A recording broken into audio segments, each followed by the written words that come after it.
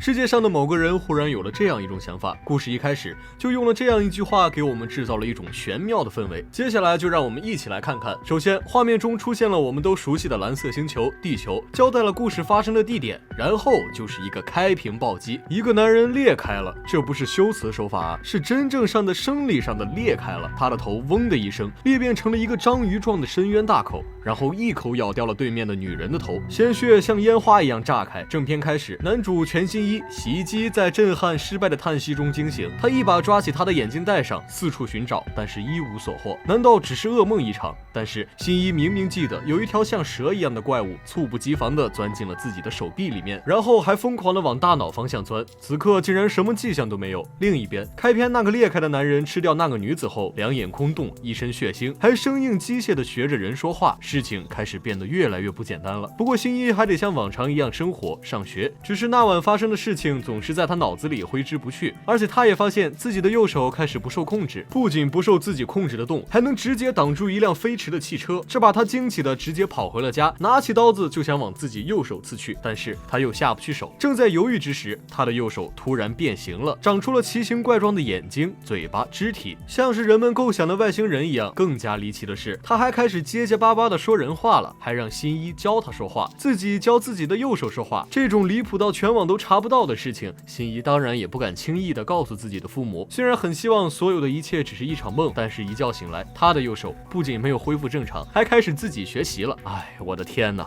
这可真是一日之计在于晨啊！这个奇怪的生物不仅寄生在新一身上，吃掉了他的右手，还凭借自己惊人的智商自学成才，跳级毕业。这个寄生的生物还说自己的唯一遗憾就是没能成功占领新一的大脑，真是恐怖如斯啊！但是新一也不敢直接切掉它，毕竟自己的右手已经被吃掉，一旦切掉这个寄生生物，自己就会成为一个独臂人。但是这种情况如果去找警员帮忙，指不定就会像那个寄生生物说的一样，被当作研究的对象，真是束手无策，有口难言啊！与此同时，世界各地也开始出现了越来越多的碎尸案，一个阴谋似乎正在暗处慢慢酝酿。寄生在新一手上的寄生兽还有一种很 raw 的技能，通过一种类似脑电波的东西感受到同类的存在，计算大致的距离，判断对方的情绪。凭借着这个技能，寄生兽带着被迫自愿的新一找到了一只被寄生的狗，它正在黑暗的角落里残忍啃食着另一只狗。察觉到新一的到来，它立刻表现出一种很愤恨的情绪，对新一起了杀意。眼看一言不合就要开打，寄生兽赶紧带着新一来了一个走为上计，但是那只狗直接原地变身，头炸开后长出了一对翅膀，直接变成了飞天神犬，很快就追上了新一。危机时刻，寄生兽利用自己的技能杀死了那只飞天神犬。世界上的某个人忽然有了这样一种想法，必须要守护大家的生命。这句照应开篇的话再次出现，分尸案还在不停发生，越来越多的被寄生的人出现了。经过一段时间的友好相处，寄生兽和新一之间的关系越来越近，他们似乎慢慢形成了一种互帮互助的共生关系。寄生兽也终于有了一个名字，一个有点随意的名字，米奇。米奇妙妙屋的米奇。不可否认，有了米奇之后，新一确实变得比以前厉害了不少，大概是能力越大责任越大吧。新一觉得不能再保持沉默坐视不管了，他很清楚那些残忍的碎尸案都是那些寄生兽做的，所以当米奇又感应到新的同伴的存在时，新一决定把他引到没人的地方，然后解决掉，不然这些寄生兽迟早会伤害更多的人，甚至是新一在意的人。新一的一句为了全人类，却让米奇感到一点失望和沮丧，这是立场鲜明的一句话。但是很明显，并非人类的米奇并不属于这个立场。那个寄生兽果然跟着来了，一头金发，满口尖牙，一上来就直接砍掉了自己的手臂，然后以140年寿命的诱人条件诱惑米奇放弃新一这个宿主，重新选择。米奇说过，我只在乎自己的生命。面对这个能多活好多年的条件，米奇却选择了新一。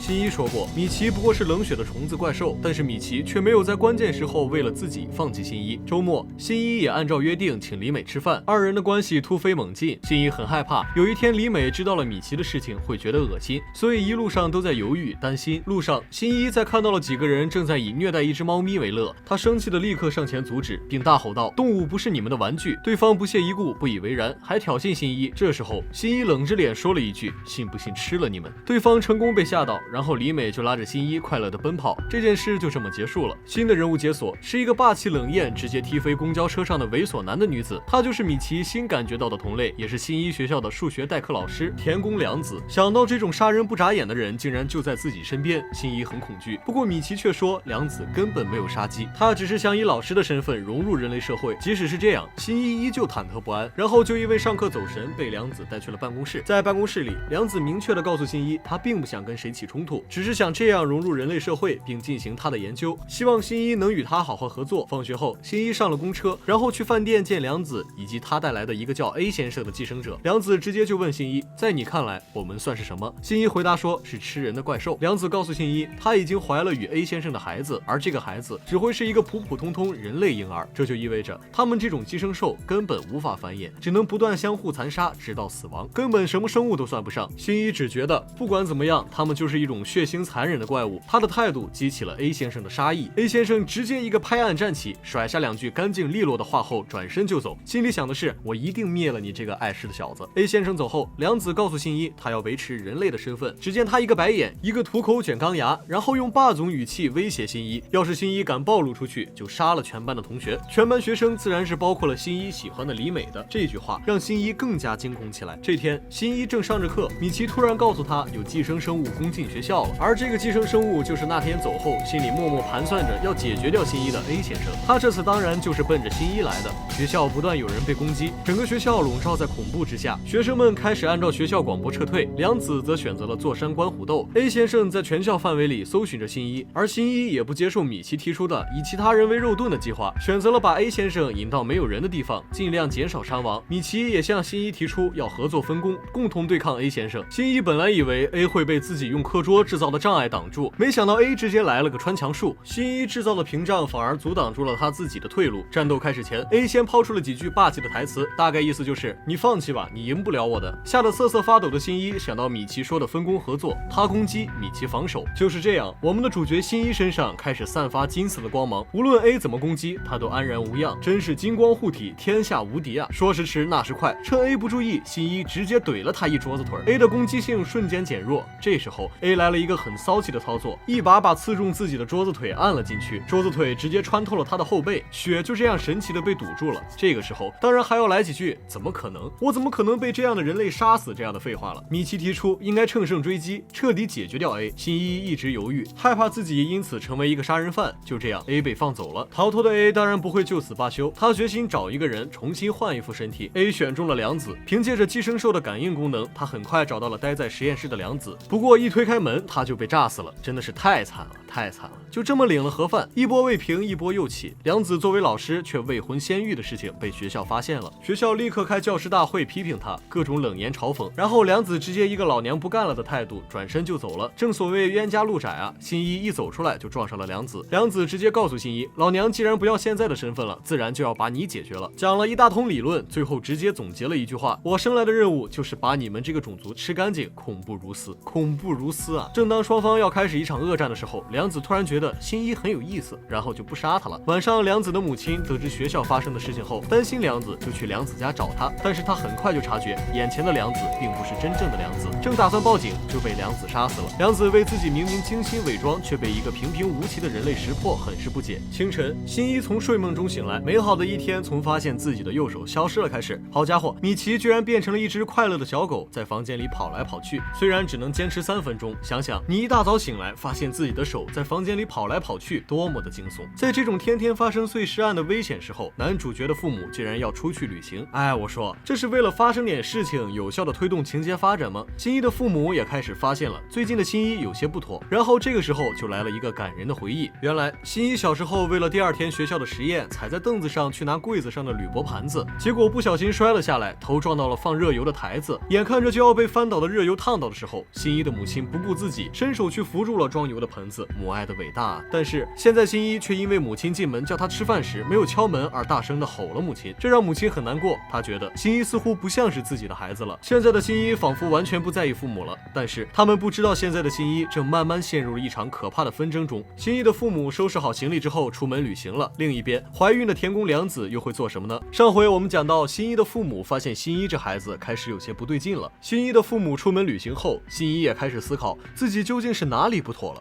美好的一天从上学马上就要迟到开始，走在路上的新一一边走一边想，良子之前对他说的有点混合是什么意思？米奇就告诉新一，由于他的身体通过神经和体液连接着新一的大脑，彼此有些混合，所以新一的大脑也可能因此受到影响，精神上发生一些变化，身上也渐渐有了一些非人类的气息。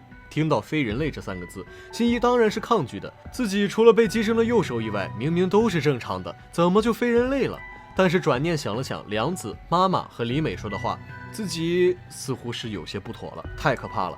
难道自己也要开始像其他被寄生的人一样了？越想越觉得可怕，新一决心要证明自己没有变成怪物，自己就是个正常的人类。正当这么想着，证明自己的机会就到了。街边几个社会人正在群殴自己的同学场景，领头的那个最狂的叫做光夫。新一见状立刻走过去想要阻止，但是对方人多势众，米奇没睡醒，自己寡不敌众，新一瞬间没有了上前阻止的勇气，不仅说话没有了底气，还白白挨了光夫一拳。这一拳下来，直接把新一整懵了。我就好心劝个架，竟落得如此下场。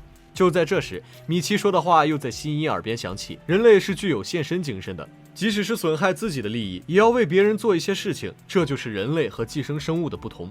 新一想，我是个正常人类，有一颗正常人的心，我不能坐视不理、袖手旁观。然后就再次出声阻止那群社会人，结果自己被打得更惨了。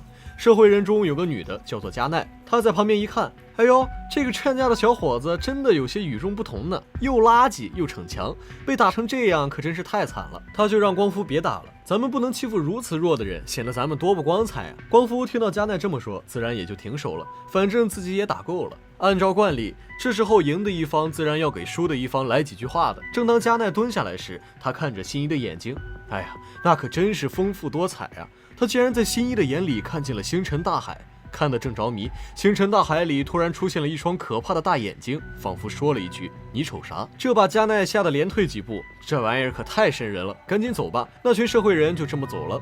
到了学校，李美发现新一一脸是伤，就问到底发生了什么。新一不想让李美担心，就吞吞吐吐着没说。我想吧，关键原因还是自己没打赢，他要是赢了，就不会这么吞吞吐吐了。在这时候，来了一群人，领头的叫上条，那个直接向新一走过来说：“听说你被人揍了，以后要是他们再这样，你就来告诉我。”这就很痛好吧，简直就是在当众被揭伤疤。不过咱们男主无所谓啊。好的好的。有人主动说要保护我，就算自己喜欢的李美就在旁边，那又如何？面子什么的不要也罢。放学之后，新一和李美愉快的一起回家，突然有个女生走出来，举起相机，咔嚓给新一拍了张照。新一定睛一看，这不是早上揍我的那群人里的那个女的吗？真是狭路相逢冤家路窄啊！加奈开口第一句就是：“原来你有女朋友啊！”语气中竟然有几分失望。然后他就给新一说：“你早上完全都不知道你保护的那个人是什么人，在背后做了什么勾当，你就护着他。”新一直接理都不想理加奈，不等旁边一脸懵的李美问清楚发生了什么，拉起李美就走了。但是躲在一旁偷看的光夫，也是早上揍新一的那个领头社会人，正好就看到了这一幕。想到加奈居然还来找新一，他心里瞬间就不爽了，立马找人掳走了新一喜欢的李美。新一看着李美被掳走，自然是要去英雄救美。他找到了掳走李美的那群人，也就是光夫他们，还没开口说上几句话，就被光夫狠狠地打倒在地。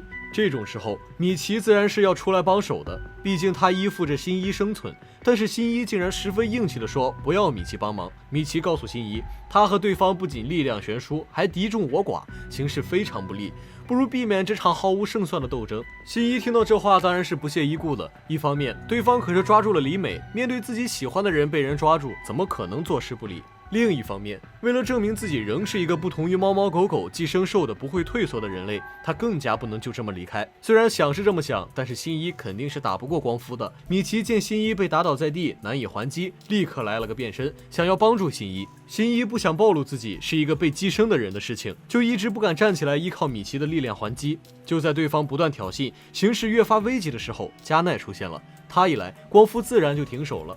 这时候，上条、长井他们也带着一大群人来了，双方当然就是不可避免的一场恶战了。当然，新一和李美也就因此脱险了。这时候，有一个寄生在男人身上的寄生兽开始疯狂地寻找女性作为他新的寄生对象。原来，他原本寄生在一个女性身上，不过那个女性因为一场交通意外死了，为了保命，他就转移到了旁边的那个男的身上。不过，由于男女生理结构上的差异，使得他转移寄生在男性身上后无法很好的适应，更无法像原来那样随心控制，这使得他急切想要找一个新的宿主。脱险后的李美就送新一回到家里，然后为他上药。上药时，李美发现新一左手伤痕累累，但是右手却完好无损，就很是疑惑。听到李美疑惑地问，新一就问道：“你觉得我有没有和一般人不太一样？”得到的答案是不一样，你真是帅的和一般人很不一样。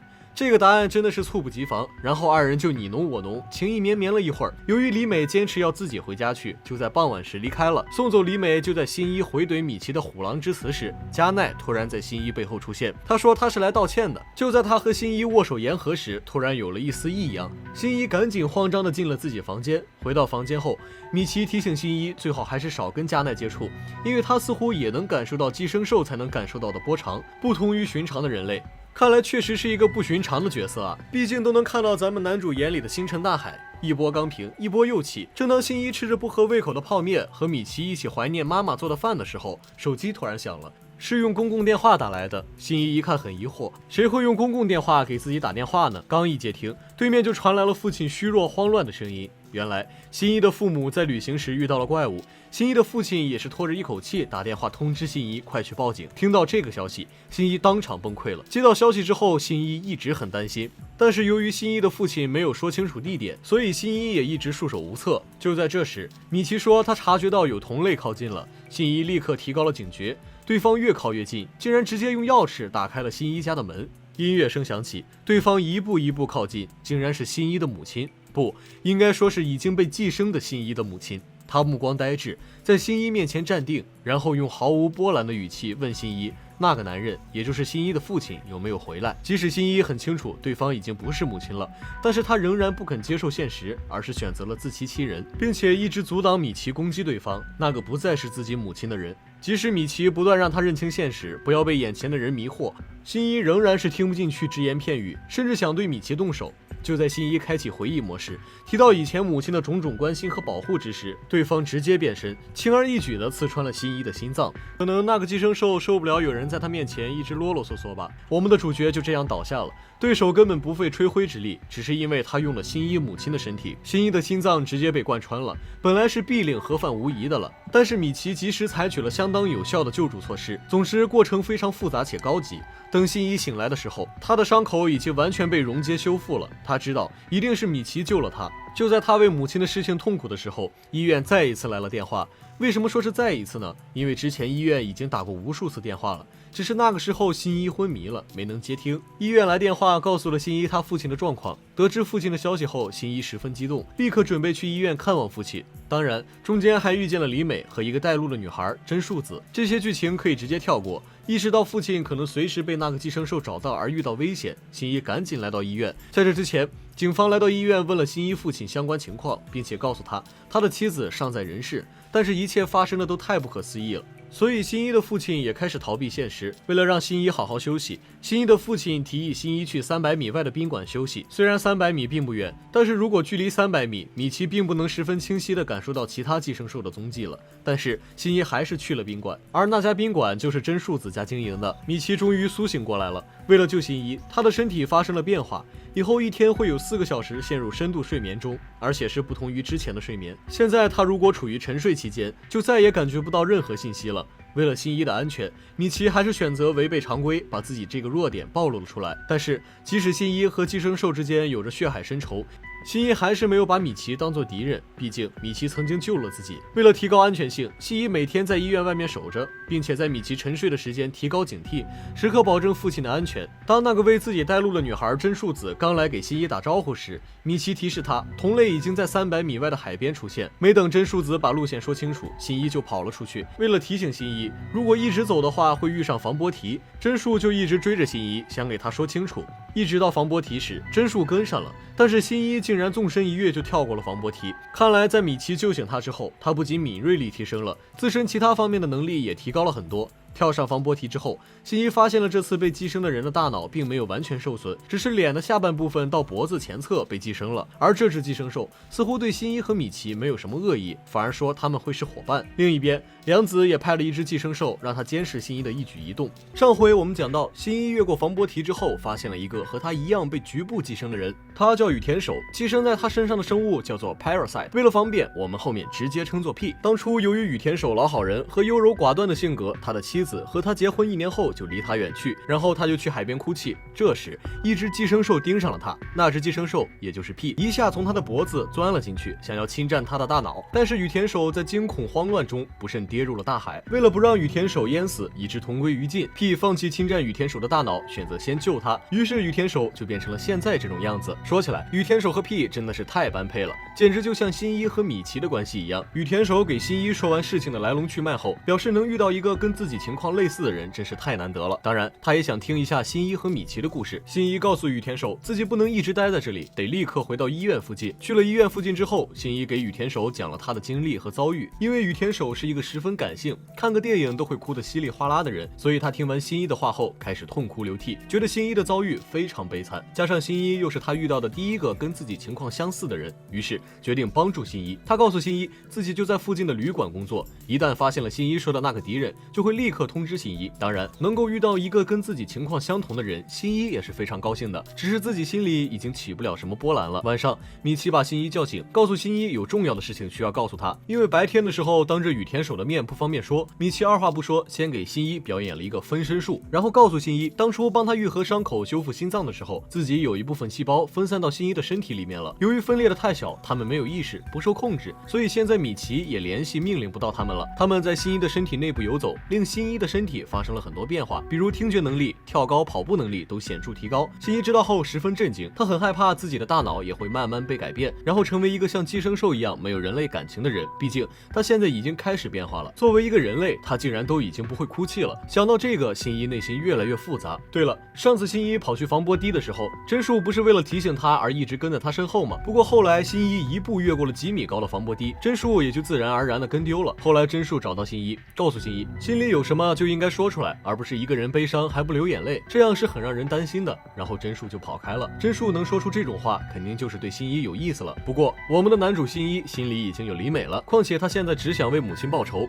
所以面对真树的这番话，只是一副你在说什么，我根本不明白的样子。当然，也有可能他就是单纯的不明白。就在新一一脸不明所以的样子的时候，他的手机响了，是羽田守。他发现有寄生兽出现了，所以按照承诺立刻来通知新一。新一害怕那只寄生兽知道羽田守仍是人类而伤害他，所以就让羽田守赶紧跑。与此同时，新一也以比小汽车还快的速度跑去和羽田守会合。但是关键时刻总是会出点什么事情，这才能让故事更加刺激。一边羽田守在半路就跑得筋疲力竭了，所以屁只能带他走另一条路，以此来增加胜算。另一边，就在新一跑到半路上的时候，米奇突然说自己已经困得撑不住了，所以需要进入深度睡眠状态了。在进入深度睡眠之前，米奇还专门把自己变成了一把刀的形状，让新一在有危险的时候保护好自己，并且要保护好自己的安全。不得不说，经历了这么多，米奇和新一之间的关系真的是越来越好了，就像是手足兄弟一样了。想到没有米奇的帮助，新一还是很害怕的。不过事到如今，已经没有时间害怕了。正所谓箭在弦上不得不发，况且还有羽田守和屁的帮助。但是羽田守和屁一路被那只寄生在新一母亲身上的寄生兽追杀，他觉得屁又是一只没有寄生正确的垃圾寄生兽，所以想要直接毁掉屁和羽田守。经过1-2个回合的打斗之后，那只寄生兽采用同样的方法直接刺穿了羽田守的心脏，羽田守立刻就倒下了。宿主一挂，寄生兽也活不久了。而在这时，新一出现了。由于米奇已经沉睡了，所以那只寄生兽对米奇和新一的感应都非常微弱。当新一出现时，那只寄生兽直接震撼一整年，明明早就被自己解决了的人，竟然活着出现在了自己面前。新一看着眼前的寄生兽，不仅跟母亲长得一模一样，甚至连声音都一样，但是他不是母亲，自己的母亲早已被他杀害了。这么想着，新一内心十分痛苦，只想立刻解决掉对方，为母亲报仇。那只寄生兽发现新一右手的寄生兽已经沉睡了，以为新一现在不过是一个区人类，根本对自己造不成任何威胁。但是他没能想到的是，新一其实已经有了超乎常人的能力。战斗的时候，新一不仅能够清楚地看清楚对方的动作，还能迅速躲开对方的攻击。加上新一发现倒在地上的羽田守，更加痛恨眼前的寄生兽，因此战斗力大大增强，招招夺命。几招下来，那只寄生兽已经重伤。就在新一想出最后一招直接解决掉对方的时候，那只寄生兽用手挡住新一的攻击。新一立刻看到了那手上的伤疤，那是当年母亲为了保护自己不被热油烫伤才留下的伤疤。就这一恍惚，寄生兽就出手给了新一一个重击。就当新一处于劣势的时候，那只寄生兽突然被闪现的刀给灭了。原来是羽田守和屁，他们并没有死，还在关键时刻救了新一。原来羽田守觉得新一会因为寄生兽长得和他母亲一样而下不去手，所以就出手帮他解决了。那羽田守是如何在被穿刺心脏后还能这么快活过来的？来的，这都要得益于他的好伙伴 P 了。P 早就看穿了那只寄生兽的攻击招式，他善于刺穿对方的心脏，所以 P 就在那只寄生兽刺向羽田守之前，迅速的移动了羽田守的心脏和其他重要器官，这才保住了羽田守的性命。这一战终于结束了。那么新一他们也该离开了。离开之前，新一也和真树做了简单的告别。新一终于又回到学校。奇怪的是，加奈为什么能够感应到新一回来？莫非他有什么特别的身份？加奈感应到新一回来之后，便想着去找他。而在一旁等待的光夫正好见到了加奈，以及加奈手机中存着的新一的照片。看着加奈对新一越来越好，光夫心里自然是非常不爽的。于是他就来到新一的学校找新一，这明显不是找新一玩的了。话没多说，光夫就上拳头了。但是此时的新一已经不是那个当时被打在地上爬都爬不起来的新一了。新一轻松的就避开了光夫的几次攻击，并且将光夫打倒在地。这时候知道新一被光夫叫走，出于担心的李美正好就来了。李美逐渐感受到了新一的变化，你是全新一吧？这其实是李美第 N 次问新一这个问题。不过以前新一给出的都是肯定的回答，但是现在不同了，因为新一自己也不清楚自己还是不是全新一了。不过害怕李美担心多想，新一还是补充说明了一下，自己当然是全新一了。另一边，坐在路边座椅上的加奈发现自己能感应到新一逐渐走近，他很疑惑，为什么自己可以有这种感应？正当他的感应灵验，新一真的从楼梯那边上来时，加奈却瞬间由激动变得沮丧，因为新一后面紧跟着另一个女孩村野里美。回家后，新一发现父亲又一个人在喝闷酒。母亲的事情发生后，父亲不仅不怎么吃饭，还一直闷在家里喝酒。新一觉得这样下去，父亲的情况也会越来越差的，所以向父亲提出要雇一个保姆。不过新一的父亲似乎也什么都无所谓了，包括新一这个雇保姆的提议。晚上，新一躺在床上，不断的思考自己是不是有了什么心理疾病，自己是不是失去了什么，因为自己已经哭不出来了。不过正在一旁上网学习的米奇只觉得他无畏之极，毕竟寄生兽是不会哭的，所以他很难理解新一此刻内心的感受。自从米奇的细胞在新一全身慢慢扩散开后，新一的各种知觉都变得越来越灵敏了。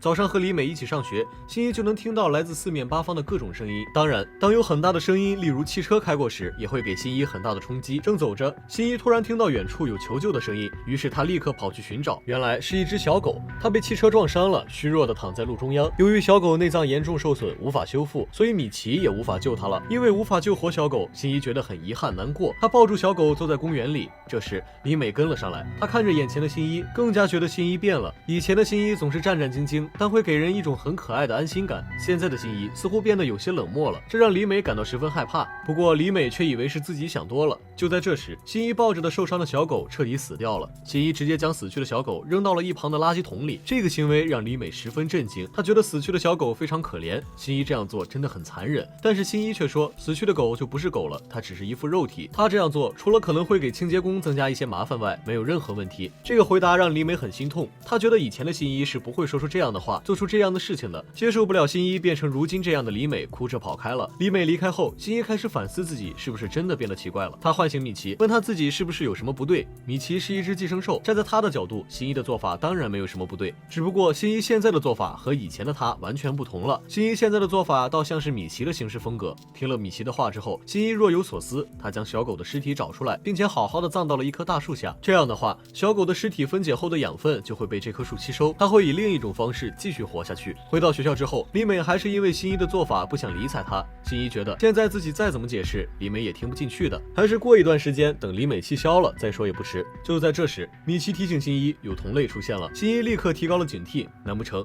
是田宫良子又回来了？不过这次来的似乎不是田宫良子，而是其他的寄生兽，到底会是谁呢？新一和米奇决定主动去会会对方。就当新一走到楼梯间的时候，一个学生出现在他的身后，并且主动给新一打招呼。他是刚来的转校生岛田秀雄，当然这是他自己给自己取的名字。这位岛田秀雄同学面无表情，一脸冷漠，主动提出要和新一做朋友。他就是米奇刚刚感应到的那个同类，现在在3班上课，也就是李美的那个班级。不过体育课的时候会和新一一起上。这位岛田秀雄同学体育非常好，赢得了很多同学的青睐。当然他毫不在意这些，他只是想通过运动让自己对身体的操纵更加自如。新一也没工夫跟他兜圈子，直接开门见山，你是天宫良子派来杀我的吗？岛田秀雄一脸我才懒得杀你的样子，告诉新一自己根本就不会对这个学校的人下手，而且自己最近也根本没有对人类动过手。这说明岛田秀雄最近都没有吃人，而是靠摄取和人类相同的食物来生存。看来他已经是一只比较高级的寄生兽了，至少已经摆脱了食食物的限制，岛田秀雄告诉新一，他们已经在研究和人类共存的方法了。新一对他的话充满怀疑，不过米奇却表示自己对岛田秀雄这个方法很感兴趣。由于米奇感觉到自己又要开启睡眠模式了，担心新一的这个弱点被对方知道，造成不堪设想的后果，便草草的结束了话题，并带着新一离开。离开后，新一开始思考刚刚岛田秀雄说的话，到底能不能相信他说的话，接下来又会再起怎样的风波？上回我们说到，新一对岛田秀雄说的要让寄生兽和人类共存的事情半信半疑，因为他不知道岛田秀雄这个看起来就很凶狠冷酷的家伙到底是不是认真的。新一靠在窗边想得很入神，想到那些被寄生兽之前各种残酷的做法以及被残害的母亲，新一内心十分痛恨，露出了凶狠的样子。他的这个样子正好被已经想通并且主动来找新一的李美看到了，李美当然被吓到了，赶紧就走了。与此同时，加奈也因为自己有感应新一存在的超能力而陷入深思，正想着他似乎感觉到新一来了，就立刻上前打招呼，没想到一抬头才发现，哎呀妈呀，认错人了，来的人根本不是新一，而是那个新来的转校生岛田秀雄。不应该啊，自己明明感觉到新一来了，怎么不是啊？之前自己的超能力都很准呢，咋就失灵了？正想着，岛田秀雄开口了，他觉得眼前这个女孩有着很敏锐的感觉，所以想带走加奈，问她一些事情。加奈当然不肯跟一个奇怪的陌生人走。争吵之间，新一正好来了，看到这种情况，新一以为岛田秀雄是想伤害他的同学，于是对岛田秀雄放了狠话，狠话不外乎就是那种如果你敢怎么样怎么样，我就把你怎么样怎么样的俗套句型了。所以岛田秀雄只是一脸我就看着你表演的无所谓的样子，回了句真可怕呢。说完几句，岛田秀雄就转身离开了。不过他似乎注意到了现在新一的右手反应很弱。岛田秀雄离开后，加奈刚想同新一展开话题聊下去，就发现李美从新一身后经过。加奈赶紧装出和新一十分亲昵的样子，还说为了避免自己再遇到岛田秀雄，你就送我去车站吧。李美看见这一幕，当然生气的跑开了。然后我们的男主竟然没去追李美，而是选择了送加奈去车站。好，这就很妙。在路上，新一告诉加奈，他的感应能力只是感应到危险人物身上的电波，并不是什么好事，以后要离岛田秀雄那样的人远一点，因为他不是什么好人。岛田秀雄当然不是什么好人，他还会变成海报上的帅哥去勾搭漂亮姑娘，以此来作为自己的食物来源。因为加奈及各种原因，新一和李美之间的关系越来越僵了。说起来，我们的女主最喜欢问的一句话就是你是全新一吗？其实是有来历的，她和新一开学见面时就是这样问的。不过现在李美即使见到新一也不想理睬了，岛田秀雄就一直怀疑新一的右手迟钝的原因，于是他就躲在暗中试探。他觉得新一的右手多半是沉睡了，不然不会面对可能出现的危险攻击也没有什么反应。岛田秀雄也着实是一个很有趣的人物啊，他刚刚转到新一的学校没多久，就已经凭借他那虚假的帅气外表赢得了很多女同学的青睐，比如玉子还偷偷画他的肖像图。但是朋友的话突然让玉子若有所思，伪造的脸，难道是伪造的脸？政府相关人员又到新一家里找新一的父亲了。新一的父亲对政府不将相关事情公之于众感到十分不解，但是他们却表示这么做是为了不让人与人之间失去信任，也不引起群众恐慌。就在讨论之时，新一正好回来了。在政府人员离开后，新一父亲选择了将当初新一母亲遇害的真相告诉新一，也就是寄生兽杀害新一母亲的事情。当时新一的父亲一直不愿意面对这个事实，所以也没有向新一讲过当时的真相。新一只是一言不发地听着父亲的话，他当然知道当时母亲的事情不是意外，而是因为寄生兽，但是同时他又不敢对父亲说自己右手的事情。不管怎样，政府相关机构已经对新一母亲遇害这件事情展开了调查，并且已经根据新一父亲的描述画出了寄生兽，也就是他们口中的猛兽的图片。而玉子回家正好就看到了这幅图。至于玉子为什么能看到这幅图呢？其实玉子的哥哥是警务人员，他将那幅画带回了家，玉子回家自然就看到了那幅怪物的图片。虽然他问了哥哥，但是由于上集说过查清楚之前不能公之于众，所以也就没有对妹妹多说什么。玉子当然也就没有继续追问，他将自己画的岛田秀雄的肖像给哥哥看，问他能不能看出什么，但是哥哥只觉得是一幅普通的画像，并没有发现什么异常。玉子究竟是想到了什么才会这么问呢？让我们接着往下看。由于玉子之前觉得岛田秀雄很帅，对他芳心暗许，所以平时一直偷偷的观察他。正当玉子又发现岛田秀雄又一个人静静的等着什么，或者说监视着什么时候，突然一个天外飞球准准的砸向了岛田秀雄，然后他的头就缺了一块。但是当捡球的人过来问岛田秀雄有没有事情的时候，他的头又恢复了正常。好一个医学奇迹，直接震惊玉子一整年。看来这帅哥的脸果然是伪造的，太可怕了，太可怕了！玉子躲在一旁的角角里吓得瑟瑟发抖。这一次李美又面无表情的经过新一身边，这回新一终于想着要跟李美好好解释清楚。我说大哥，你可终于想起这事儿来了。就当李美就要离开时，新一赶紧解释说上次加奈的事情是一场意外，自己只是被加奈缠上了。但是还没等新一把话说完，米奇就提醒新一，咱们的那个岛田秀雄同学要炸毛了。好家伙，每次要和好都发生各种事情，这明摆着是导演不想让二人和好啊，原来是光夫他们带人惹毛了岛田秀雄。新一知道后飞奔赶去，连李美都不管了。只见新一一个纵身起跳，越过了3米高的围墙，然后帅气落地，震惊了在场的所有人。新一直接对着岛田怒吼，说他终于露出了真面目。岛田则表示自己完全是无辜的，好不好？是光夫先带人挑衅自己。不管怎么样，新一让岛田赶紧离开，剩下的事情他来处理。光夫见状就很不爽了，老实说，这位社会光夫哥有些冲动和不自量力啊。新一一眼就看出了光夫带的所有人里面最强的人师野，并让人别再去惹岛田了。光夫虽然嘴上没说，但心里却打满了问号。明明是新一第一次见到师野，为什么他能一眼看出师野的实力？师野听到新一这么说，心里当然是很不忿气的，自己如此强大，需要怕这么一个中学生，所以就过去试图给新一一拳。没想到这一拳下去，他瞬间就知道新一是个自己打不过的人物了，那还在这儿等什么？还不赶紧撤退？于是师野立马叫上光夫他们几个就跑了。李美还一直抱着新一的书包在校门口等他，见到新一过来，李美正准备把书包递给新一，不过说时迟那时快，没等李美反应过来，新一已经一把李美拉到了自己旁边，原来是岛田来了，所以新一立马提高了警惕。岛田是来问新一最后把光夫他们怎么样了，是不是把他们打得满地找牙？我觉得岛田是来惹火的。听到岛田这么说，新一立马就火了，自己怎么可能是跟野兽一样不讲道理随便打人的人？岛田倒是毫无波澜的走了，毕竟他来惹火的目的成功达到了。新一在发火时无意拽疼了李美，李美当然感到很害怕。他觉得现在的新一不仅说着不同以往的话，还做着不同以往的事情，和之前的新一简直判若两人。总结一句话，你变了。新一毫不犹豫地承认自己确实变了。李美感到不解，觉得如果不是新一一直在勉强自己，怎么可能会变成现在这样呢？接着名台词又来了，你真的是全新一吗？这回新一不像以往那样心平气和地回答了，而是暴躁地让李美闭嘴。李美听了之后很是失望，抱歉，我认错人了，然后转身就离开了。新一看着自己身上那个伤口，感慨若不是因为这个伤，自己也不会变成现在这样。但是米奇却觉得新一现在的变化很好，不仅理性了，还强大了，这样有什么不好呢？晚上跟踪观察岛田的玉子还在不断回想白天发生的事情，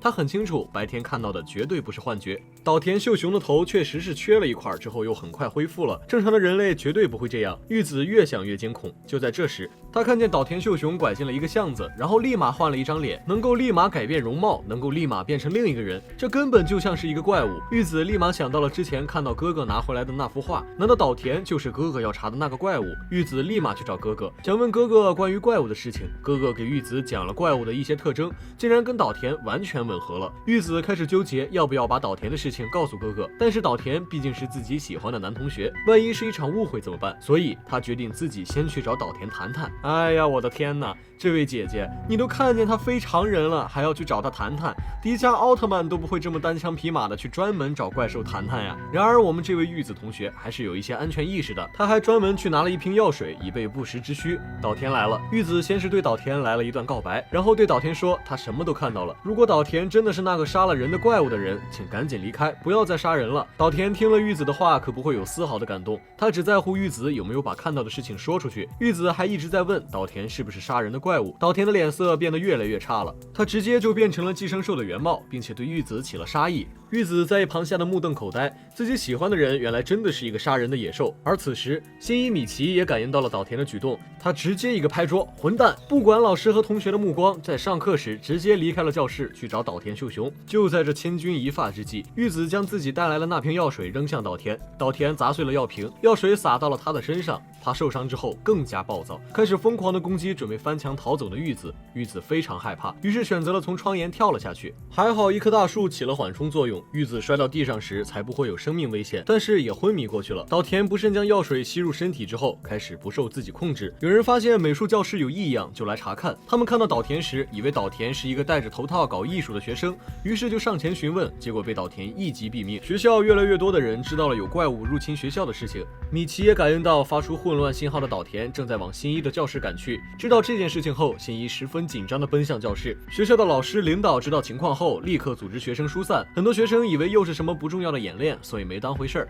十分散漫。就在这时，大家发现李美并没有出来，新一赶紧跑回去，但是一直没有找到李美，还看到岛田秀雄不断攻击学生。想到上一次和李美告别，很有可能就是两人最后一次见面，新一内心慌乱无比。就在这时，米奇告诉新一，岛田现在正在3楼，李美到底怎么样了？上回我们说到有一个记者偷拍新一变身的样子，被米奇发现了，但是新一不仅阻止米奇杀了他，还把他放走了。米奇表示非常无奈，大哥，人人家在暗，我们在明，就被这么一个不清楚身份的人调查，你还置之不理，随时都可能把小命玩完了，好不好？说不定还会被当做实验的对象。想到这个，新一开始有些害怕了。如果同学们知道了自己的事情，还会接纳自己吗？他们会怎么对待自己啊？想着想着，老师就呵斥新一了：“你这个破小孩，要听课就好好听，不听课就给我出去。”而我们的主角也真是牛批，他居然真的就当着老师的面拿起书包出去了。这，老师表示很干啊，我不要面子了吗？回到家里，新一就开始深入思考了，他慌了，他现在开始害怕被抓去当实验对象，然后被玩死了。于是他想到了一个绝妙的好招，干脆趁米奇沉睡的时候把右手给砍了。哎呀，我真是直呼好家伙，好一个冷漠无情的男子，这是要玉石俱焚啊！当然，新一还是有一点理智的，毕竟他也不想成为独臂人。但是这个世界上那么多人，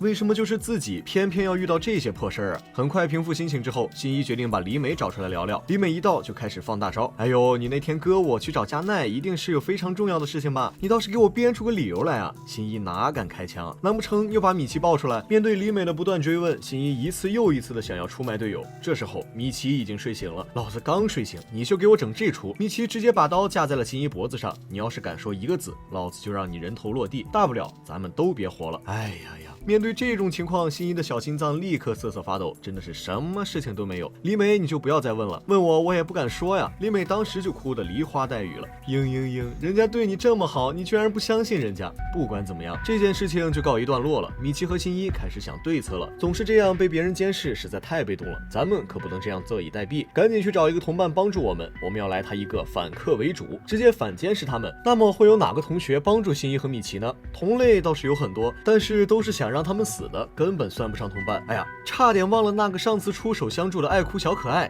羽田守。羽田可是一个热心人，一收到新一的消息就赶紧来帮助新一了。知道事情的起因经过之后，P 的想法简直跟之前的米奇想法一模一样。这种人直接灭了不就好了吗？干嘛要整得这么复杂？好家伙，真不愧是同类啊！对了，这次羽田守告诉新一，他重新给 P 取了一个名字，叫做球啊，因为他寄生在羽田的下巴上。新一表示这操作我熟。羽田和新一商量好了对策，就各自开始按照安排来了。之前那个偷拍的记者则去找了田村。哎呀，原来他根本不是一个普通的新闻媒体工作者啊，他是田村专门找去调查监视新一的私家侦探。这兄弟着实是啰嗦了点。田村觉得请这么一个人真是成事不足败事有余，于是决定之后把他解决掉。果真是无用的人类，还不如老娘自己来。田村走着走着就笑了起来，回到家里对着镜子仰天大笑，着实是把我吓了一跳。这笑的有点恐怖啊！大晚上的，魔镜，谁是这个世界上笑得最灿烂的女人？笑着笑着就哭了。田村笑着笑着就把他原本睡得香甜的孩子吓哭了。妈耶，谁大半夜的搁这鬼叫？看爷不用绝招治治这女人。该死，这女人竟是我的妈咪！我哭了，她都完全不管我，真是让人伤心啊！那位侦探更加伤心，直接来了个借酒消愁，去找田村，他竟然就那么一个冷漠不耐烦的态度。等着吧，爷要闷声做大事，让世界轰动。于是他开始了天天跟踪新一的日子。本以为自己的跟踪术一流，殊不知新一请的好伙伴早就发现他了。新一直接抓住了他，正想找你呢，没想到你就送上门来了。新一和羽田把他带到了一个无人的地方，然后新一就把自己经历的所有事情都给侦探讲了一遍。再一次听到这个，羽田依旧是泪流满面，而侦探则是满脸怀疑，爷不信。不过自己身前就站着两个怪物，好像也不能不信啊。这位侦探先生真是不怕死啊！他直接指着羽田和新一，你们既然是人类，这种时候就应该为了全人类的利益站出来，哪怕是被当作实验材料，甚至死亡也不该畏惧。真是站着说话不腰疼。这话直接激怒了米奇和周啊！妈的，你说这话考虑过这俩的感受吗？果然还是应该把你干掉。眼看刀就到脖子了，新一及时制止了他俩。米奇直接霸气回怼，要做实验材料你自己去，新一可是老子的人，老子绝对不会让他去死的。小样，你最好老实点，不要欺负老子的新一，不然就让你直接去见阎王。听到这些，侦探直接吓得瑟瑟发抖，不知所措。米奇还直接告诉他，雇你来干活的那个也是我的同类，你要是再这么嚣张，分分钟先被他杀了。我的玉皇大帝！听完这话，侦探人直接傻掉了。田村居然也是怪物！天哪！不过没等新一采取行动，田村就主动电联约见新一了。见面的地点是一所学校，改名换姓后的田村已经不当老师了，人家这回是学生了。不仅自己好好听课，还把他的孩子带去听课了。果然教育要从娃娃抓起啊！教授讲的内容倒是引人深思，关于利己和利他，关于母爱，这些到底是些啥玩意儿？田村一如既往的一脸冷漠加不屑，他当然还是不怎么明白的，毕竟他平日里携带他的孩子都是一把提起就走。小孩表示，我咋就这么命苦呢？见到面后，新一和田村都是开门见山。田村直接表示，我们寄生生物可是在研究如何和你们这些高傲的人类共存。这话新一上次就从岛田那里听过了，现在已经是完全不相信这种鬼话了。田村见新一是这种冷漠淡定的模样，就提起了新一的母亲，然后试图激怒新一。很显然他成功了。正当新一控制不住自己想要揍他的时候，他高高的举起了他的孩子。你要打我吗？没关系，我可以用这个当盾牌。哦，小孩再一次表示，我可真是命苦啊。幸好这时有2个学生上来制止了这一场战斗。新一虽然离开了，但是心里却是极度生气，这个女人居然这样对待她的孩子，她根本就不配做一个母亲。新一一边生气一边狂奔，然后就遇到了一个算命的神婆。神婆误打误撞提到了新一心口的伤，你的伤只有伤你的人才能填补。听到这句话，新一想到了母亲，可是母亲早就已经去世了。于是新一露出了一个十分寒冷的笑，伤我的那个人已经被我杀了。神婆直接当场去世，出来混口饭吃，我容易吗？不管怎么样，母亲的事情都是新一难以抹去的痛苦回忆，即使新一一直努力想要忘记，却还是会因为这样那样的事情再让他想起来。又是平静的一天，新一刚到校门口就遇上了那个侦探。这回他是来找新一帮忙的，因为有人在地下停车场失踪了，而他自己又怂的一匹，不敢自己进去看，所以来找新一一起进去看看。原来这件事果然是跟寄生生物有关的。这个地下停车场就是他们的一个禁食基地。新一到停车场没多久后，就有寄生生物带着他的食物来了。在被揭穿身份之后，寄生生物杀死了他带来的那个女孩。这种残忍血腥的行为直接激怒了新一，新一直接就把他干掉了。但是原来这个基地是广川集团建立的，这样一来就相当于是和他们做出了敌对行为。新一可理不了这么多，这个怪物可是当着他的面杀死了他的同伴，这种行为怎么能够忍受？哎，话说在刚刚那种危急时刻，那个口口声声说要让世界轰动的侦探在做什么呢？他在一旁躲起来偷拍，果然是闷声干大事的人啊。或说我们还不曾提及过这位侦探大人的大名，他的名字叫做苍森。经过这件事情，苍森最终选择了退缩，他认为自己之前的行为简直就是不知天高地厚，所以他没有接受新一的建议，把录像带交给警察，让警察来彻查这件事情，而是把录像递给了米奇，并且决定把之前收集的资料全部都毁掉，从此不再插手这些事情。米奇接过录像带，直接就把它咬碎了。这个录像带可是把爷录进去了的，绝对不能留着。新一为苍森的胆小和懦弱感到生气，但是苍森的行为也是大多数正常人类有的正常行为，毕竟他还有家人，所以才害怕死亡。面对这种情况，新一下定决心要自己独自战斗，老子自己一只打败他们，人类由我来守护。当然还是离不开米奇的帮助。果然，新一毁坏广川集团禁食基地的事情惹怒了寄生生物们，他们开始谈论如何把这个小子送去见阎王了。这时候田村开口了，到时候给他留个全尸吧。哦，田村姐姐是开始变得善良了吗？并不，她只是想亲自解剖新一的尸体用来研究。果然是最冷漠的脸说着最冷漠的话。既然谈论清楚了，就要派人去动手了。由于新一确实是一个挺难对付的对手，所以他们决定把这个重任交给一个大佬级别的人物后藤，而后藤则表示要把这个肥差让给三木，因为三木很想去。哎呀，我说你俩这关系是谁跟谁啊？说到这个，后藤跟三木那简直是牛批啊！三木和后藤等其他4个寄生生物是寄生在一个人身上的，这可是一个非常高级的操作啊！然而现在几个拥有着高级操作的寄生生物要对新一下手了。新一听米奇说又有寄生生物来学校了，那简直就是兴奋加担心啊！兴奋的是战斗终于要开始了，担心的是如果他们在学校里开战，就很可能让其他同学受到伤害。就在新一跑到校外合适的地方准备迎战那3个米奇感应到的寄生兽的时候，米奇却说战斗取消吧，因为又到了睡觉的时间了。这就让新一很绝望了，没有了米奇的帮助，自己要如何顶4个小时啊？还是36计走为上计吧。就当新一搭着计程车到了很偏远的郊外，并且以为剩余的2个小时也不会被对方感应到的时候，又一个人搭着计程车在他面前停下，吓死爹爹了。幸好只有1个人，米奇说的是3个人，那应该不是这个人吧？毕竟他还笑得如此温和。但是新一猜错了，他没想到对手是多合一的寄生生物，意识到这人就是寄生生物，新一二话不说拔腿就跑了。妈的，这个寄生生物表情真是丰富，差点就把我骗了。于是开启了他追他逃的故事。跑着跑着，新一就发现这个寄生生物跑得不快啊，难不成是仗着自己和另外2个团伙就在周围埋伏，所以才这么漫不经心的追自己吗？正想着，一个开车的大爷看见新一跑得太辛苦了，就说载新一一程。上车后，新一看着大爷和他的小狗慌了，他俩不会就是另外2只寄生生物了吧？自己不会上了贼车自投罗网了吧？那么让我们猜猜，这个顺风车大爷是不是寄生兽变的？不会吧，不会吧，新一能从车上顺利逃脱吗？上回我们讲到，新一去寄生兽们的进食基地里大战了一场，这可让寄生兽们怒不可遏啊！好一个不知死活的小子，竟敢砸我们的饭碗，还伤我们的兄弟，看我们不送你上西天！于是他们就派三木去玩你死我活的游戏。新一本来是想机动应战，战的。但是万万没想到，在这种关键的时刻，米奇进入了睡眠状态。没有了米奇的新一，只好给寄生兽玩起了你追我逃的游戏。就在跑的过程中，新一搭上了一个大爷的顺风车，但是上了车之后，新一就开始慌了。这个大爷和他的狗不会就是另外2个要来杀我的寄生兽吧？看来顺风车真的不能随便搭啊。这么一想，新一就赶紧在半路上下车了。其实那个大爷真的就是一个普通大爷，你大爷还是你大爷，不需要怀疑。新一一下车就撞上了三木，对方直接一个一头6臂，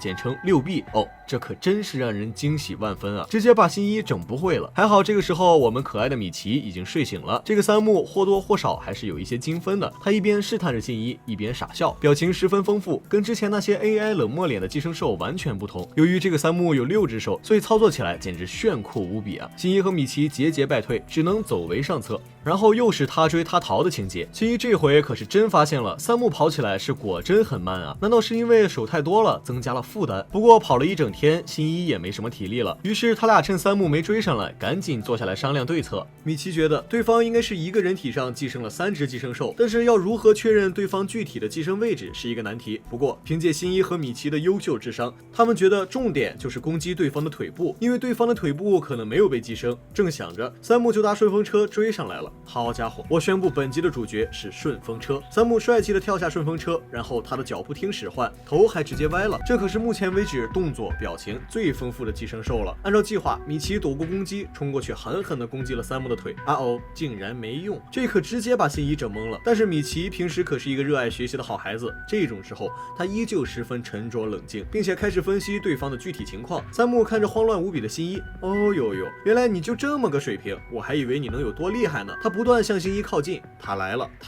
这时候我们新一喊出了一句让人大跌眼镜的话，不管来多少次我都逃给你看。果然是用最强硬的语气说着最怂的话。然后又是他追他逃，这样一直跑下去也不是个办法啊。于是米奇给新一建议，你个憨皮，赶紧跑进前面那个林子吧，爷已经有妙计了。原来机智的米奇已经看透了，对方虽然是多合一，但是彼此之间并不团结，所以根本上还是相当于一个人。看来团结还是很重要的啊。新一按照米奇的建议，把三木引进了一个树林，等到了比较合适的位置的时候，米奇就让新一停下。好了，我们就在这儿好好攻击那个憨皮的头部，一直就知道追，一看就是脑子不行的。接着就是一系列被说的比较高级的打戏操作，我看其实也就是利用树林掩护优势，在对方应接不暇时趁机还击，猝不及防，三木就这么被爆头了，不应该说叫被割了。按照以往的情况，这时候对方应该就被 KO 了，但是这次非常不同，对方的头被割下来之后，原先寄生在右手的寄生兽迅速转移到了头部，而被割掉的头又变回了右手。这操作我直接一个好家伙，这么一来江山易主，智具身体的操纵者也就不是三木，而是后藤了。我的天哪，新一直接看呆了，这还玩什么？自己根本就不可能是他的对手啊！米奇也意识到自己之前的判断是有失误的，对方寄生的生物是不仅仅只有3只的，但是现在这么一转换，对方的身体和意识可就统一起来了，不会再像之前一样迟钝缓慢还憨皮的傻笑了，真是细思极恐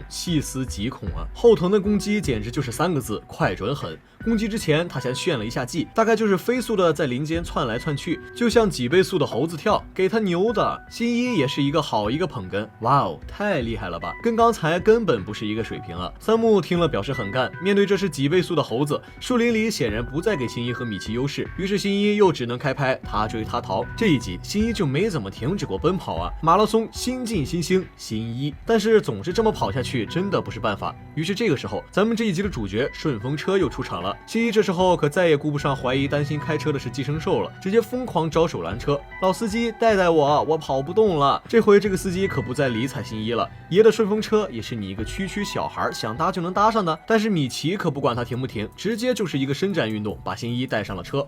这下终于可以休息一会儿了吧，我可都跑了一整集了。但是新一真是想多了，对方几大步就轻松追上了时速60的车，简直是非人哉啊！不对，他本来就不是人啊。开车的大哥本来是轻松愉悦的，可是当他听到动静往后视镜一看，妈妈有怪物，这么一来他当然就吓得开不动车了。关键时刻还是得靠米奇，米奇是一边帮助新一防御一边开车。在米奇的优秀操作下，后藤被车撞到了，那个司机知道撞伤的是怪物，那当然是赶紧就逃了，新一也因此逃过了一劫，终于可以歇会儿了。这时经过的2个火车司机以为是有人被撞了，然后肇事者还不负责任的逃走了。怎么会有这般恶毒可怕不负责任之人？于是他俩就上前询问后藤有没有事儿，一般人要是这么被撞了，肯定是有事儿的。但是后藤不同啊，他可是一个变形金刚啊！他赶紧爬起来吃掉了那2个司机，补充血量，满血复活。好家伙，这题是不是叫做服不服？刚刚参加完长跑运动的新一直接瘫在了街角。米奇看他狼狈不堪，建议他去买身新衣服，再好好吃顿饭。但是新一没钱，这个问题可真是要命啊！这时候米奇直接掏出了一沓钞票，给爷赞助你，拿去花吧，颇有霸总的气势。但是这位米奇酱的钱是从那个顺风车大叔那儿偷来的，好一个爷偷钱养你啊！顺风车大哥也太惨了，被人强行打车，被人吓，还被偷。那我们再说说之前那个选择了退缩的侦探先生苍森，这回他满脸痛苦的到了警察局，并且要求要见平健Sir。在其他警察询问他是否是知道一些关于寄生生物的情报才来找平健Sir的时候，苍森突然控制不住自己，仰天长啸起来。原本已经决定退出这场有关寄生生物的纷争，从此安稳过小老百姓的生活，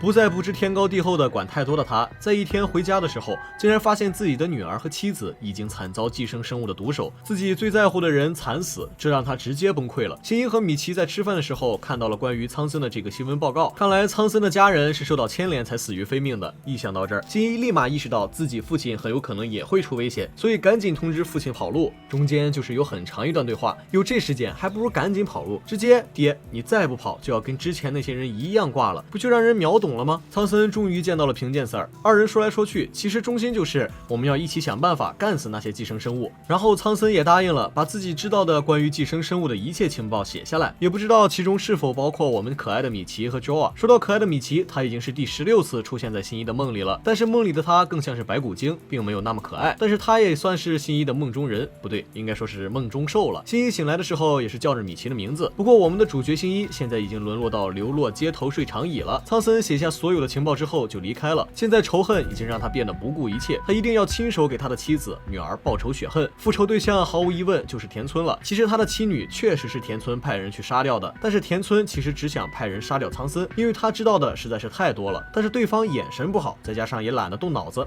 可能根本就没有什么脑子，所以就把人家的老婆孩子给杀了。而另一边，田村的同伴也开始觉得田村跟他们不同，很有可能会对他们带来一定的威胁，所以也决定找个机会干掉他。田村确实是不一样啊，人家虽然是一个寄生生物，但是每天都是一边带孩子一边思考我们从哪里来，伟大的哲学家是怎么诞生的。不过现在这个哲学家被两方的人盯上了，一方是自己人，一方是满腔恨意的苍森。一到家门口，田村就感觉有些不妥，意识到有3个同类对他散发出的恶意，他就掉头把他们往其他地方引开了。1对3，田村玲子为什么不跑呢？因为人家好奇。这个理由真是别致，他们明明是同类，为什么要下决定要干掉田村呢？这个理由更加牛批，因为直觉，我的直觉告诉我你在将来会成为我们一大威胁，所以我们现在必须把你解决掉。这个理由也太霸道了吧！听完这个理由，田村回答说：“哦，这可真令人感动，这就是大佬之间的对话吗？因为1加1等于2，所以牛加羊等于白云。总之让人有点难以理解就对了。”面对3个同类的围攻，田村却依旧十分淡定，一脸既然你们小垃圾要来送死，那么老娘就把你们送走的样子。姐就是女王，自信放光芒。然后就是一场追追打打的打戏。突然，田村分裂出一半自己进入到对方体内开始攻击，而只拥有一半头的田村则开始一边跑一边傻笑，还把路人吓傻了。这到底是个什么操作？这就是哲学家清奇的让人无法理解的思路吗？但是不得不承认，这个操作确实很强。他们几个开始自相残杀，然后田村就成功灭了他们3个，高，实在是高。然而田村并不在意这个无谓的战争，他只思考我们从哪里来，又要到哪里去。哲学家果然是强，但是他却没有算到，在他出门和几个同类玩游戏的时候，苍森已经趁机偷走了他的孩子。面对这些，田村又会采取什么行动呢？苍森打算如何向田村复仇呢？上回我们说到田村1打3，等他搞定回家的时候，却发现自己的孩子被苍森偷偷的抱走了。虽然说他平时对自己的孩子不是特别热情，但是对他来说那也是自己的财产，这种时候必须采取措施。于是田村就偷偷的跑到了新一家里，正巧就接到了新一的电话。田村就让新一下午出来帮他一个忙，边接电话边玩电脑，一不小心自然就看到了新一之前和母亲的合照，这让田村陷入了深思，母亲到底是个什么角色？最后出来还撞见了李美。对于李美对新一的关心，田村流露出了几分羡慕。按照约定时间，田村去找了带走他孩子的苍森，苍森正在哄孩子，田村看着自己的孩子被其他人抱着，老娘的孩子还轮不到你来哄。苍森假装要把田村的孩子扔下去摔死，田村立刻就出手杀死了对方，夺回了自己的孩子。一只残酷冷漠的寄生兽竟然会出手救孩子，这让苍森很惊讶，田村自己也非常惊讶。其实不管怎么样，苍森都不会伤害那个小孩的，他只是在赌寄生兽有没有一分人性。这时候警察和新一都相继赶来，看到受重伤即将领盒饭的苍森，平见三儿决心把田村灭掉。新一赶到时，田村正抱着他的孩子站在雪中。接着田村给新一说了一大段话，总结起来就是说，我们和人类是同根同源的，我们很弱小，不要过分欺凌我们。新一当然觉得他的话太不可思议了，大姐，我还真就看不出来你们哪里弱小了。平见三儿带着人很快就赶到了，机智灵敏的平见三儿一眼就看出来新一和田村都不是平凡普通的人类。通过简单的试探后，平见三儿认为新一是人类，而田村玲子自然不可能是了。他们举起手枪瞄准了田村，田村则是一副老娘不是，老娘没做过，老娘什么都不知道的样子，假装自己只是一个平凡的人类。平见三儿根本不听他辩驳，不管他是不是寄生兽，他都已经决定向他开枪了。枪声响了，子弹穿过了田村的头，但是这对田村来说根本不算什么。你们这些攻击力很垃圾，不过你们猜对了，老娘确实不是人类。田村一下子把那颗打进他脑袋的子弹吐了出来，这可了不得，全场震惊了。于是平见三儿下令让全场所有警员向田村开枪，可是田村抱着的孩子只是一个普普通通的人类婴儿。新一立刻大声阻止他们开枪，他们自然是理都不理新一了。这时候不开枪，难不成等死？田村身上中了一枪又一枪，他们完全没有因为田村抱着一个小孩就停止，或者说谨慎开枪。田村担心孩子被伤到，所以立刻用自己挡住子弹，让小孩不受到伤害。他明明很强，但是此刻他却没有做出任何反抗，只是慢慢的走向新一。米奇觉得这可能会对新一的安全带来一定的威胁，让新一赶紧离开。但是新一并没有立刻跑开，田村为了打动新一，变成了新一母亲的样子。虽然米奇一直提醒新一这是一个陷阱，新一仍然不为所动，因为对于新一来说，此时的田村就像是一个平凡而伟大的母亲。为了不伤及新一，平见立即下令停止射击。田村慢慢的走到了新一面前，然后就开始了一长段哲学问题。经常缺席、逃课、早退的新一当然是听不懂这些深奥的话的了，所以只是非常懵逼的看着对方慢慢把自己的孩子交托给自己。田村希望自己的孩子最后能让一个人类抚养成人。不过我说大姐，新一现在好像还只是一个中学生，自己都还是一个孩子，就开始让他当奶爸，这也太惨了吧。新一基本没有犹豫就接过了田村递过来的孩子，谢谢。当这个词语从田村口中说出时，米奇、新一俱是一惊啊。田村说自己曾经也在镜子里模仿人类笑，感觉很舒服，说完就倒在了雪地里。突然感觉田村是一只很霸气但是又很温柔的寄生兽。那个小孩哭了，因为他的妈妈永远离开了，这一下就戳到了新一的心。新一想到了以前妈妈还在自己身边的时候，那时候真的很美好，但是身边的人一个接一个的离去了，生命真的非常脆弱。接着就是很长一段回忆了，回忆着，新一都快哭了。这时候李美出现了，这一幕就真的非常感人啊！没想到寄生兽中的哲学家姐姐就这样领盒饭了，这也太可惜了。现在是神奇的问话时间，平见三儿为了试探新一，找出了一个非常神奇的犯人，一个非常精分的连环杀人犯浦上。他自称自己可以和动物说话，也可以分辨对方的身份。为了检测浦上是否真的具有那种能力，平见先随便找了2个人对浦上进行测试。浦上在看到他们之后表示，这些不过就是一个普普通通的人类，根本没有什么特别之处。接着平见就让新一出来，新一当然也清楚这是对他的试探，他不想将米奇抱出来，因为他害怕这样米奇就会有什么危险，所以就一直沉着冷静，并且没有坦白。平见一直在想，新一会不会就是苍森死之前说的那个协助者？但是新一如此冷静沉着，毫无反应，到底会不会是他呢？浦上看到新一之后，立刻严肃警惕起来，并且要求新一直视他的眼睛。新一看到对方一本正经的表情之后，开始冒冷汗了。他到底是什么身份啊？为什么米奇要在这时候睡着啊？干，这也太让人窒息了吧！至于为什么浦上具有区分人类和其他生物的能力，我觉得大概是因为他很变态吧，所以他极度了解人类的特征，也拥有和寄生生物一样冷血残暴的特点。正所谓物以类聚，人以群分，跟自己差不多的生物，他当然就能感觉出来了。浦上和新一一直四目相对，新一一直瑟瑟发抖，也难怪，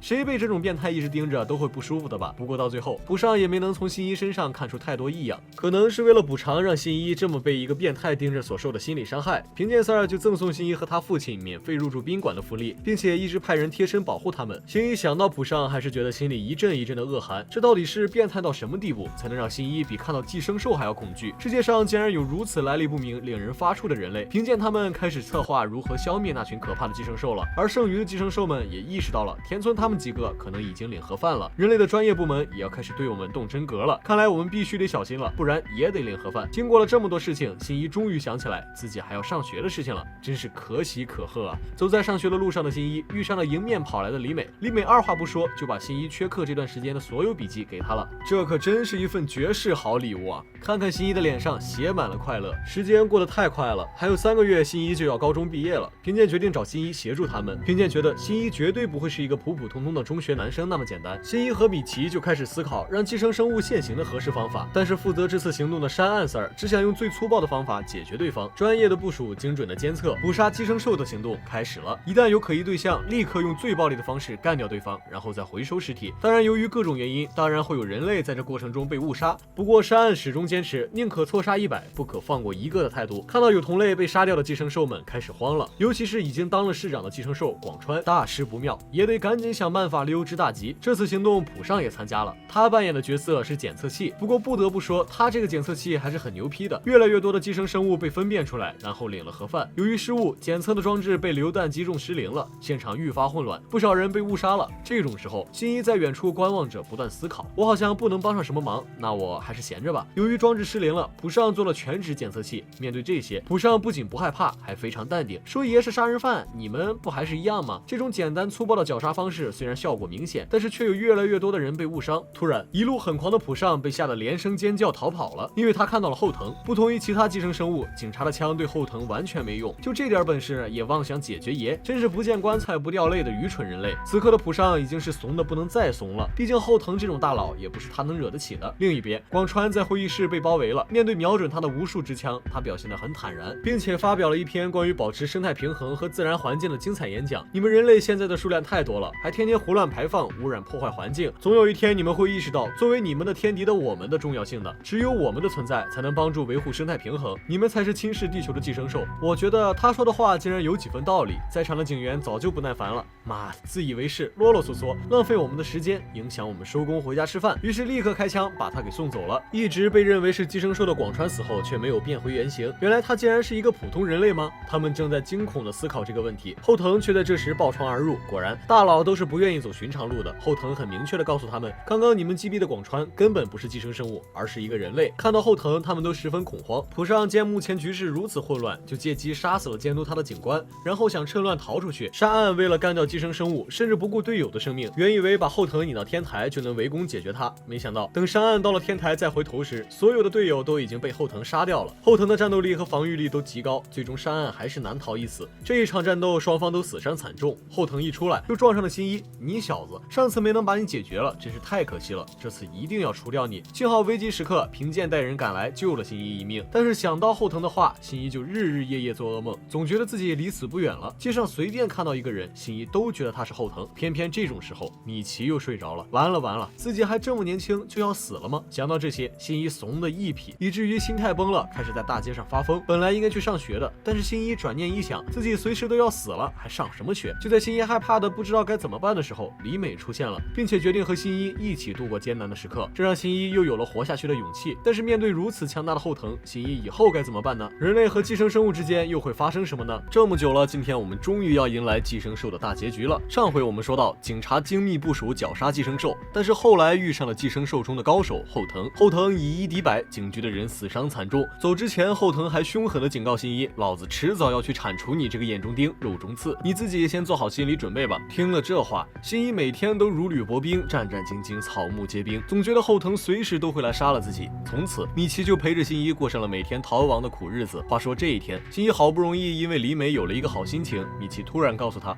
兄弟，咱们又要开始逃亡的生活了，因为我感应到后藤可能就在附近。这还了得！米奇赶紧开车带着新一逃亡。不幸的是，冤家总是路窄，他们还是遇到了。狭路相逢勇者胜，这一战终究是无法避免了。但是这又不是打游戏，输了还能重开，这可是拿命来赌的事情。一想到随时都有可能再也看不到明天的太阳，新一赶紧躲进了树林里。我就这么躲着，有架不打，哎，就是玩，躲得了一时，躲不了一世。更何况后藤和米奇还能互相感应，这样躲着根本没有什么用，只是早死晚死的区别。幸好米奇机智过人，很快就想好了一个作战措施。米奇离开了新一的身体，吸引后藤的注意力，然后新一攻击后藤，来一个声东击西之术。不过这个方法是很有风险的。第一，米奇如果离开新一的身体太久就会死亡。第二，新一也不一定能打过强大的后藤。后藤一见就这，他才不管新一用什么招数，直接来了个4手乱杀，野手多就是狂。虽然后藤如此坚不可摧，但是百密总有一疏，他的脑袋就是他最脆弱的地方，只要可以攻击他的头，他他就得提头去领盒饭了。不过机会难得，命只有一次，新一和米奇默契出击，一人放火，一人出刀。只可惜米奇下手太轻了，没能一击致命。这么看来，这次作战可能是要失败了。后藤受到攻击后开始凶猛的反击，雕虫小技，还妄想夺取我的性命，看我今儿个就送你们上西天。危急时刻，米奇为了能帮助新一逃跑，便自己拖住后藤，让新一赶紧离开。这是非常感人的一次离别。这次离别之后，米奇和新一可能就要阴阳两别了。由于米奇脱离新一太久，身体开始慢慢枯竭。再见了，新一，遇见你真好。可惜如此感人的告别语，新一根本听不见，因为他正在拿命的逃跑。我一个普普通通的中学生，为什么要承受这么多？新一因为跑得太慌张，不小心跌下了山崖，掉进了水里。不过有幸被一个好心的老人美金代收留，新一还成了美金代的暂代外甥。美金代一个人住在郊区，也没有什么亲人，所以一直希望新一能够留下来陪他。美金代告诉新一，他们住在这里存在一个严重的问题，城市垃圾堆积。城市里的人总是趁着当地人不注意，把垃圾运到这里来，导致当地环境污染问题相当严重。这确实是一个非常严重的问题。但是新一此时无暇顾及这些事情，他的心里只有米奇和父亲的事情。新一很感激美金代对他的照顾，但是自己总不能时时刻刻让别人照顾着，总还是得回去的。不过回去之后该怎么给父亲坦白所有的事情呢？新一离开米奇之后，总是食不下咽，寝食难安，经历了这么多风风雨雨，自己和米奇早已经是好朋友、好兄弟了。可惜以后可能再也见不到了，自己要永远做一个独臂人了。虽然说新一的身体里面还残留着米奇的少量细胞，但是他们无法像米奇一样思考和交流，不能像米奇一样和自己并肩作战。越是这么想，新一的心里就越不是滋味。但是当地人心里可更不是滋味，他们一直因为垃圾堆放的问题很排斥外地人。本来我们小日子过得好好的，自从有外地人来，就开始有这样那样的问题。而这一次的问题更加严重，有人被吃了。根据幸存者的陈述，新一立刻知道的，吃人的多半就是后藤了。他不仅没死，还追到了这个地方来，这让新一陷入了忧郁之中。为了不继续连累当地人，新一向美金代坦白了所有的事情，并告诉他自己不能为了自己能够活下来就一直逃避，为了不让更多的人牺牲，必须要拼上自己的性命。对美金代而言，新一就是一个普通的小孩，加上和新一相处了这一段时间也很有感情了，所以他不想新一贸然去死，就训斥加劝导。只可惜还是无法阻止新一离开。新一决定自己去找后藤，然后决一死战。没想到后藤竟然在林子里睡觉，机不可失，时不再来。新一赶紧趁此机会给了后藤一刀，后藤立刻就被惊醒了，还让不让人好好睡觉了？这位大兄弟一看就是有起床气的寄生兽，他醒来后相当暴躁，四处乱杀。新一此时很冷静，决心自己即便是死，也要先给后藤重重一击。谨慎考虑，精心布局，猛然出击。该死，他还是失败了。话说，经过上次战斗，后藤已经变成了肌肉螳螂那种鬼模样。新一一直觉得米奇还没有死，他一定就在附近，但是他的呼唤一直没有得到回应。后藤二话不说，一拳把新一打出了林子。新一精准地降落到了美金代说的那堆垃圾山上。八嘎！我堂堂全新一，今日竟然要死在这种鬼地方了吗？这只该死的肌肉螳螂怎么这么强大？他居然就是田村玲子之前说的那个他创造出来的弱小同类，就离谱！他哪里弱小了？后藤步步逼近，等你小子死了，就跟你周围的垃圾没什么两样了。就在新一觉得自己必死无疑，就在新一开始回想起大家对他说的话，就在新一准备一路走好的时候，后藤突然觉得这次先不杀他了，爷累了，下次再说吧。然后他准备转身离开，就在这时，新一看到了后藤身后的破绽，说时迟那时快，新一拿着垃圾棍子冲上去给了后藤一击，这成功激怒了后藤。本来以为这次后藤追上来自己必死无疑了，没想到后藤一刀砍过来，蓝光乍现，米奇竟然重回新一的右手，而后藤现在的身体则不受控制，四分五裂。这当然是米奇在后藤身体里做的手脚，再加上新一戳进后藤伤口里的那根垃圾棍子，对后藤和寄生在他身上的其他寄生兽而言，那根垃圾棍子简直就是剧毒。最后后藤在对人类的极度怨恨中爆炸死去，一切刚恢复平静。刚刚走到垃圾山，意识到垃圾污染问题的新一，又听到米奇说后藤现在想要原地复活，这可不得了啊！新一赶紧跑到刚刚后藤炸裂的地方，只要破坏他的心脏，他就连最后50%的复活几率都没有了。但是米奇不想亲手杀死自己的同类，让新一来动手。新一看着地上正在吃力的想要合体的细胞，突然陷入了沉思。寄生生物是为了什么存在的？这让他想起了太多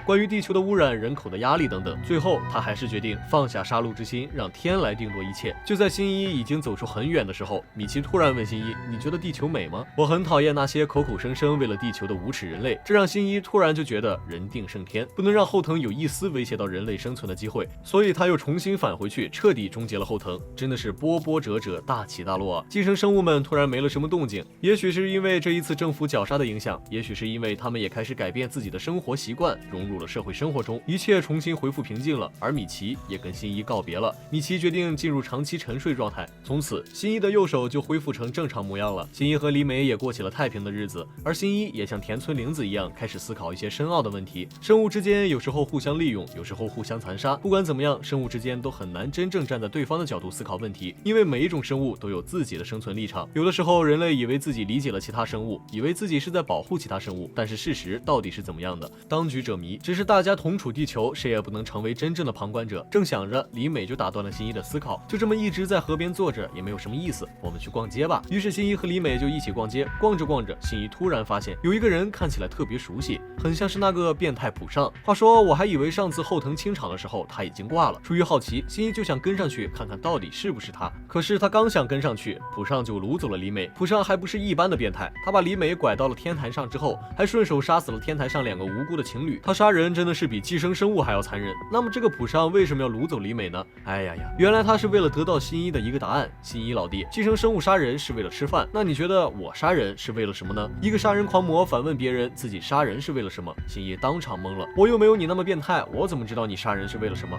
然后浦上就自己回答了。好家伙，原来是自问自答的设问句。人类本来就是本性血腥，喜欢相互残杀的生物，你们能忍，我可忍不住。我只是在释放我的本性，做我应该做的事情，我才是一个正常人。你们有什么资格对我说3道4？好家伙，可能乍一听会觉得他说的话好像逻辑清晰，但是他这个话没有一定的精神病史，谁能说出来？杀人就是杀人，变态就是变态，每种生物每个人都应该有自己的立场。浦上这种明明3观都不正，却还把自己的变态说得冠冕堂皇。正因为世界上有了这样的人，才会发生有那么多不太平的事情。所以说，世界上有的人原本就要比寄生生物还要残忍恶心。寄生生物这种可怕的生物一直都存在，有的时候他们根本就是我们人类自己。新一一直求浦上放过李美，但是浦上这种变态根本就不可能听。李美让新一直接去找警察，因为根本没有必要跟这种丧心病狂的变态多说。李美的话当然就刺激到了浦上。正当他打算伤害李美的时候，新一勇敢地跑了过去，一拳打倒了浦上。但是李美被浦上从高楼上推了下去。新一以为自己没能抓住李美，但是米奇却在暗中帮助新一救起了他。警察也赶来了，新一和李美并没有什么大碍，故事就这样结束了。这个故事主要讲了人类和寄生兽之间的争斗，引发我们对环境问题、人口问题以及人性问题的思考。虽然故事中有一些比较血腥恐怖的场景，但是其实也不失为一部比较精彩的动漫。如果大家感兴趣的话，可以去看一看。